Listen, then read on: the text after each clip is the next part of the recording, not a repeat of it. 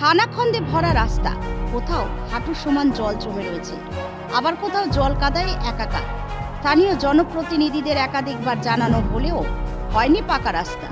বৃহস্পতিবার সকালে রাস্তার দাবিতে বিক্ষোভে সামিল হলেন হরিশ্চন্দ্রপুর 2 ব্লকের ইসলাম গ্রাম পঞ্চায়েতের নোয়াপাড়া কামাতো বস্তা গ্রামের মানুষ। কাদা জলে ধানের চারা রোপণ করে বিক্ষোভ দেখালেন তারা। বিধানসভা ভোটের আগে রাস্তা না হলে ভোট বয়কটের হুঁশিয়ারি গ্রামবাসী। স্থানীয় সূত্রে জানা গিয়েছে, বহু বছর ধরে নোয়াপাড়া কামাত ও বস্তা এলাকার রাস্তা বেহাল অবস্থায় পড়ে রয়েছে। কাঁচা রাস্তা, বড় বড় গর্ত তৈরি হয়েছে, গর্তে গাড়ির চাকা বসে ঘটছে দুর্ঘটনা। সাম্প্রতিক দুর্ঘটনায় কয়েকজন পুরুষ ও মহিলার পা ভেঙে গিয়েছে। কেউ অসুস্থ হয়ে গেলে তাকে হাসপাতালে নিয়ে যেতে খুব সমস্যায় পড়ে। গ্রামে অ্যাম্বুলেন্স ও দমকল গাড়ি ঢুকতে পারে না। খারাপ রাস্তার কারণে ছেলে মেয়েরা স্কুলে যেতে পারে না। এ বিষয়ে স্থানীয় বাসিন্দাদের কি বক্তব্য শুনুন। Bureau report, news 24 Bangla. আমাদের এখান থেকে কোনো অ্যাম্বুলেন্স ঢোকে না, কোনো গাড়ি ঘোড়া কিছু ঢোকে না, আমরা যেতে পারি না।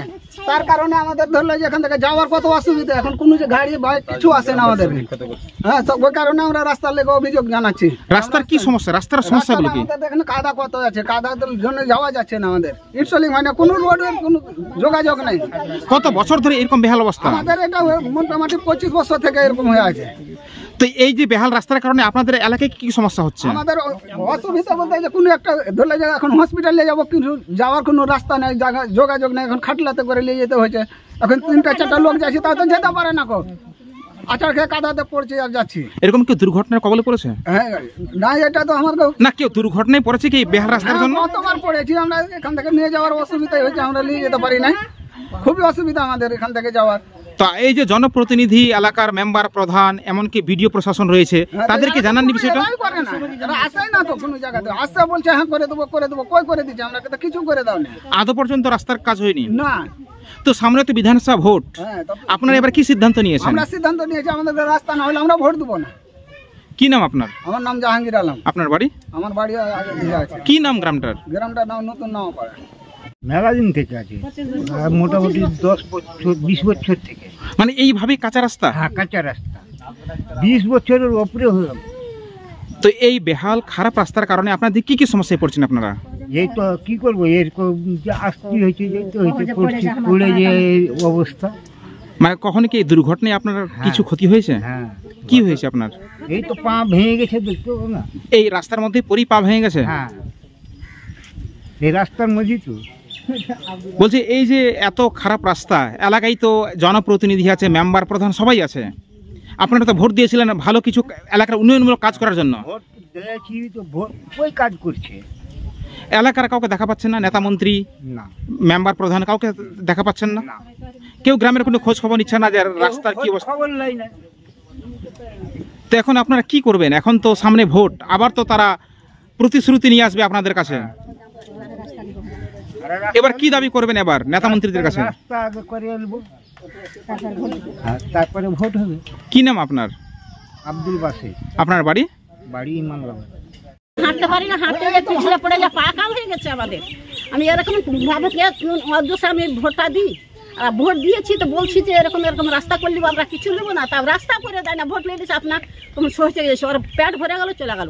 রাস্তায় কি মানে বড় বড় গর্ত হয়ে গেছে? জি, মেলে গর্ত হয়ে গেছে, 1 নম্বর মন গর্ত হয়ে গেছে। তো আপনারা চলতে ফিরতে পারছেন না জি রাস্তায়? না, চলতে ফিরতে পারছি না।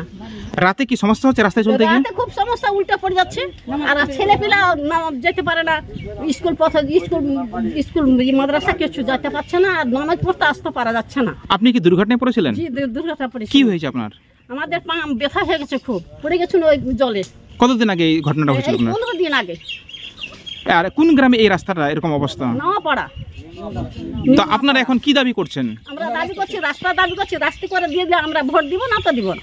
এ তো আমরা বলছি, ভোটের সময় তো নেতা মন্ত্রী সবাই আসছে আপনার গ্রামে, সবাই আসছে আমাদের এখানে, বলছে যে দিব দিব দিব। প্রতিশ্রুতি তো দিচ্ছে যে আপনাদেরকে রাস্তার কাজ করে দিবে, বিভিন্ন সুযোগ সুবিধা পাইয়ে দিবে। এখনো পর্যন্ত রাস্তার কাজ করিয়েছে? জি না, এখন তো কিছু রাস্তার কাজ করে দেয়। আবার তো সামনে বিধানসভার ভোট আসছে এই 6 মাস পরেই।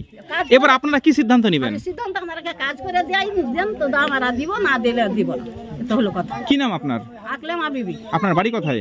নোয়াপাড়াই তো, এদিকে যাইতে পারছি না, আসতে ভাই বাপের বাড়ি বাচ্চা কোনো বেরাম সেরাম হচ্ছে, কোনো অসুবিধা হচ্ছে, আসতে পারছি না। বিক্ষোভটা দেখা তাদের স্বাভাবিক, কারণ মানুষের চলাচলের জন্য খুব অসুবিধা।